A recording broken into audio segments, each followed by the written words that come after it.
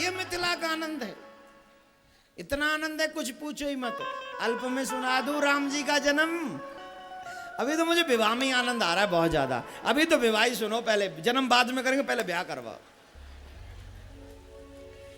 अरे भाई प्रकट कृपाला दीन दयाला कौशल्या हितकारी, हो गया जन्म, क्यों टेंशन लेते हो, चलो विवाह करवाते हैं। विवाह सुनो राम जी का। राम जी का विवाह कैसे निश्चित हुआ? जो तोड़ेगा धनुष को सिया उसकी हो जाए, जो तोड़ेगा धनुष को सिया उसकी हो जाए। बड़े बड़े राजा महाराजा रहे जोर अजमाए। बड़े बड़े राजा महाराजा बड़ी दूर। तुलसीदास बाबा कहते हैं रावण और बाणासुर भी आए, रावण बाण छुआ नहीं चापा। और राम जी को जिसने देखा वो मोहित हो गया। ऐ मिथिला वाले तुम प्रेमी बहुत बड़े हो भाई।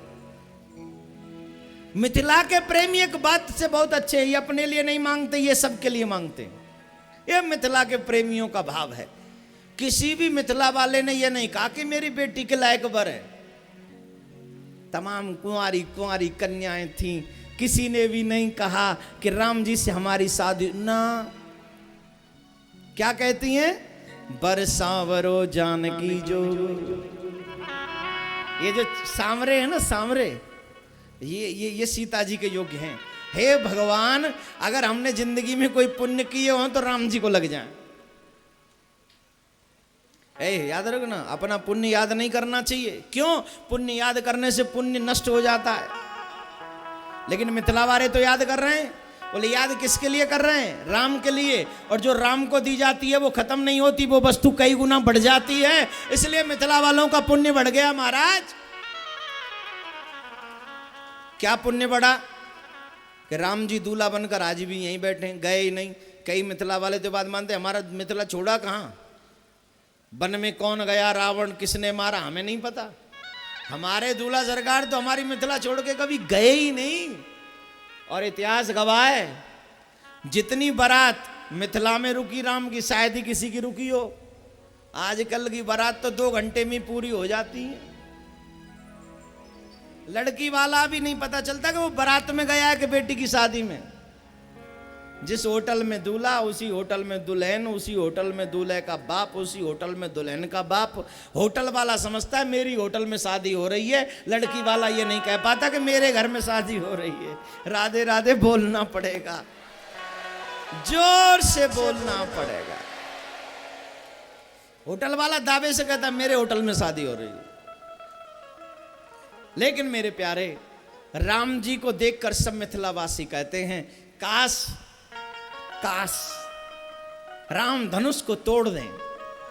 और राम जब धनुष को तोड़ देंगे ना, तो इस बहाने ये इनका यहां आना जाना लगा रहेगा। हे भगवान, हमारे सारे पुण्य राम को लग जाएं और बदले में राम धनुष को तोड़ दें, बस यही चाहत है। अब राम जी पहुंचे यज्ञशाला में जहां धनुष रखा हुआ है। मां जानकी आई और मां जानकी आकर प्रणाम करती हैं, धनुष का पूजन करती हैं। और धनुष का पूजन करते करते सीता मां मांगती हैं, बहुत अच्छा वर मांगती हैं सीता मां। बताऊं क्या मांगा कि रहने दो? बोल। सिया मांगे हो, सिया मांगे अवध को राज, सरयू नहाने को। क्या मांगती हैं? अयोध्या का राज चाहिए देवता, इसीलिए पूजा कर रही हूं तुम्हारी। क्या चाहिए बताओ? तो सबसे पहले क्या मांगा? दशरथ जैसो ससुरा मांगे। कैसा? दशरथ जैसो ससुरा मांगे, सिया मांगे कौशल्या सी सास, सरयू नहाने को। मुझे ससुर मिले कैसे? बोले दशरथ जी जैसे। सासू मिले कैसी? कौशल्या जैसी आज की कन्या मांगती है ससुर।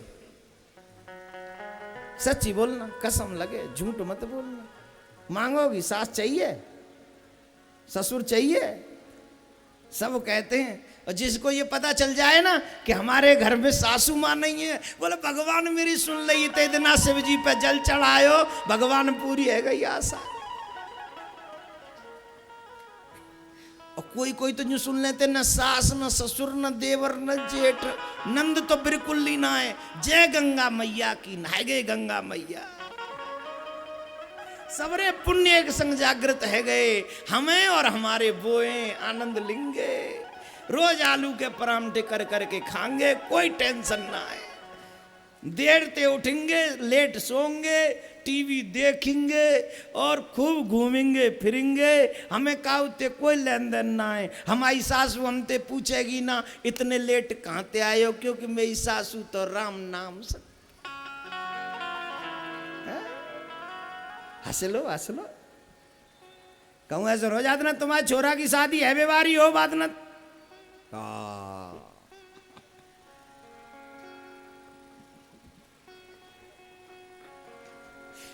Radhe Radhe, oh my God, जय हो। क्या आनंद आता है ना, ये विवाह की बात ऐसे ही आनंद खूब आता है विवाह में। तब सीता माँ सबसे पहले मांगती हैं ससुर जी ऐसे हों। ससुर कैसे, बोले पुण्यात्मा, पिबक्कड़ नहीं। आजकल के ससुर तो पीने वाले, चांदे मार दे, ईंट वींट उठाए के दक खींच के। अरे क्या सिखाओगे तुम अपने बच्चों को जब तुम ही पी के नाली में पड़े रहोगे? हैं? जब तुम पियोगे तो अपने बच्चों को रोक पाओगे? क्या चाहते हो कि तुम्हारे बच्चे भी पीने वाले बन जाएं, वो भी नशे में धुत होकर पड़े रहें किसी गली में? चाहते हो? नहीं चाहते।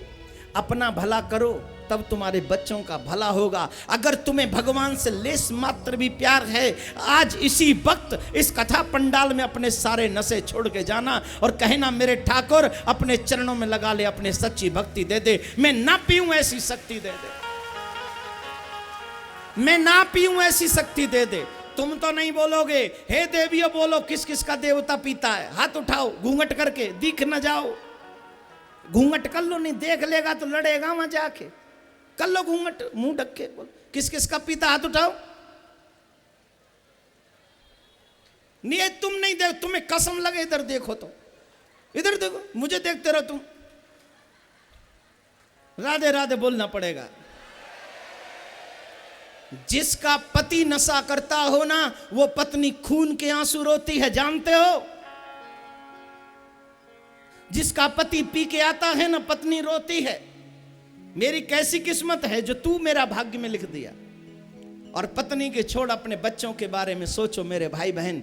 हम कोई नहीं चाहता कि हमारे बच्चे पीने वाले बने, इसलिए मेरे भाई बहनों हाथ जोड़ के प्रार्थना है, आज राम विवाह में थोड़ा सुना रहा हूं, इसका फल एक दे दो मुझे। आज आप अपना नशा यहाँ छोड़ जाना, जो नशा करते हो वो छोड़ जाओ, आज छोड़ जाओ।